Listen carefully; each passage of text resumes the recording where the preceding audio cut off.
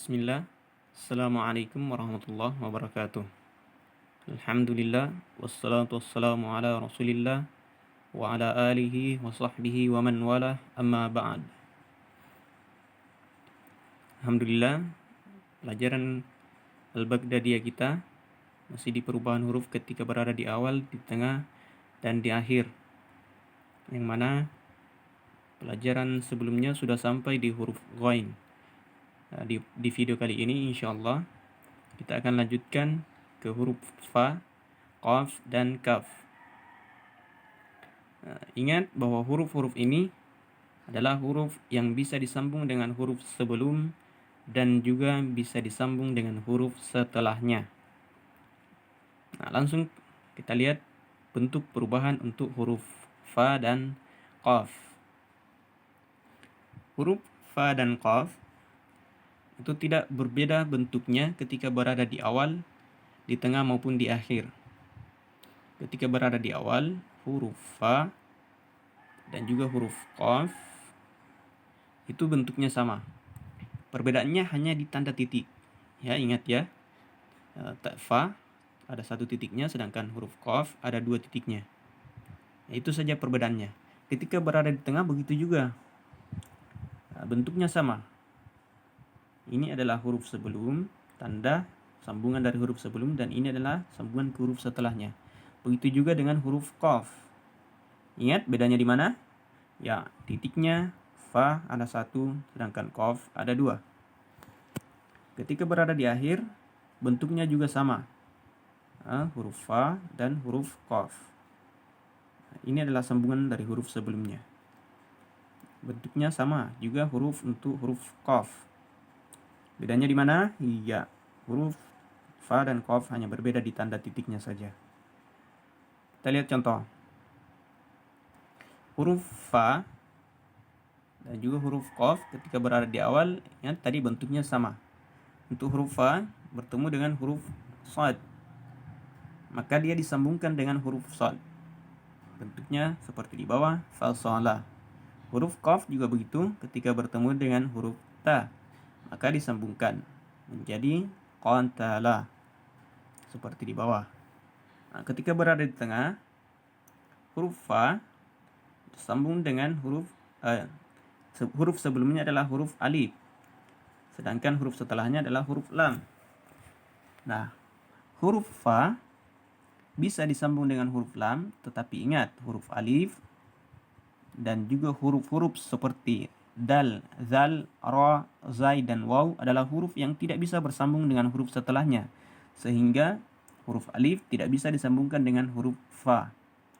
Maka untuk contoh ini, huruf alif tidak disambung dengan huruf fa, tapi huruf fa disambung dengan huruf lam. Bentuknya menjadi seperti di bawah, afala. Kita lihat untuk huruf qaf. Ketika berada di tengah, huruf sebelumnya di contoh ini adalah huruf ta dan huruf setelahnya adalah huruf ain. Maka disambungkan dengan huruf ta dan juga dengan huruf ain. Bentuknya seperti di bawah, taqa'a. Ketika berada di akhir untuk huruf fa, huruf sebelumnya adalah huruf ra. Ingat, huruf ra bagaimana? Ya, huruf ra tidak bisa bersambung dengan huruf setelahnya, sehingga bentuknya seperti ini. Huruf fa berdiri sendiri karena tidak ada lagi huruf setelahnya, maka dia bentuknya sama ketika berdiri sendiri. Sarafa, sarafa. Kita lihat untuk huruf qaf ketika berada di akhir. Di contoh ini dia bertemu dengan huruf ba, maka disambungkan dengan huruf ba menjadi abaqa. Lanjut ke huruf kaf.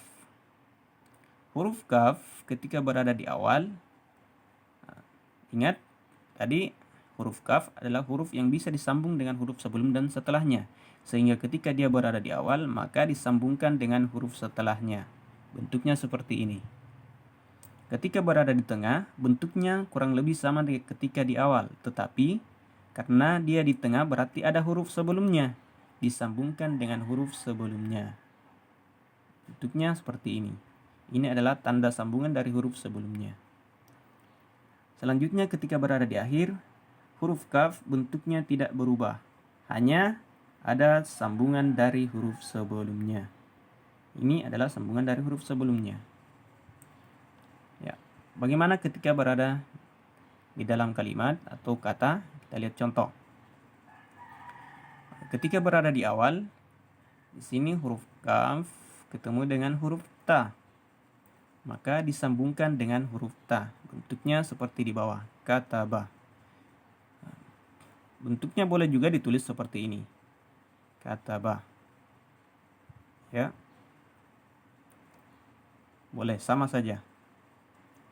Kemudian ketika berada di tengah, huruf alif sebelum huruf kaf. Ingat tadi? Ya, huruf alif tidak bisa disambung dengan huruf setelahnya. Sehingga huruf kaf tidak disambung dengan huruf alif, tetapi disambungkan dengan huruf setelahnya yaitu huruf la. Sehingga bentuknya seperti di bawah, akala. Nah, bagaimana kalau di huruf sebelumnya bisa disambung? Kita lihat contoh di bawahnya lagi. Huruf sebelum kaf adalah huruf na, maka disambungkan dengan huruf na sebelumnya dan disambungkan dengan huruf shad setelahnya, sehingga bentuknya menjadi nakasa. Ketika berada di akhir, huruf qaf di sini bertemu dengan huruf ra. Ingat lagi huruf ra? Ya, huruf ra tidak bisa disambung dengan huruf setelahnya, sehingga huruf qaf berdiri sendiri. Bentuknya menjadi seperti ini, taraka. Kalau bisa disambung, kalau huruf sebelum huruf kaf bisa disambungkan, nah kita lihat contoh yang di bawah. Dia bertemu dengan huruf lam, huruf kaf bertemu dengan huruf lam, sehingga disambungkan dengan huruf lam. Maliki. Nah, demikian untuk video kali ini. Semoga dapat dipahami. Insyaallah. Barakallahu fikum. Assalamualaikum warahmatullahi wabarakatuh.